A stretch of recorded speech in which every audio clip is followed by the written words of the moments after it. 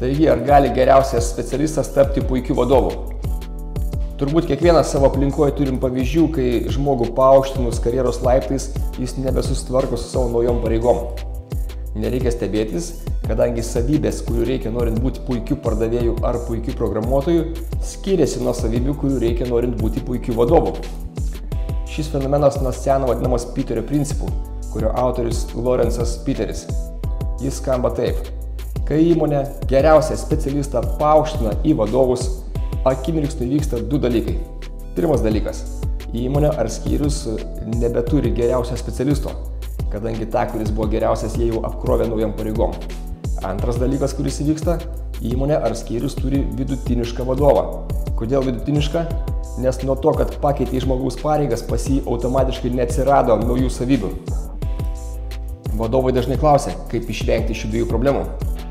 Pirmas būdas – aukštink pareigose ne geriausią specialistą, o tą, kuris tavo manymu turi savybių reikalingų būti puikiu vadovu.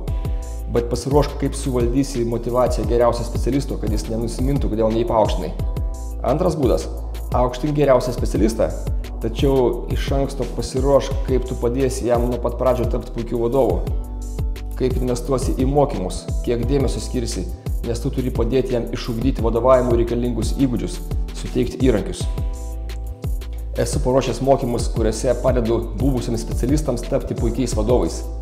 Jeigu esate naujai paskirtas vadovas, šiuose mokymuose gausite reikalingiausius įrankius ir įgūdžius, norint geriau vadovauti.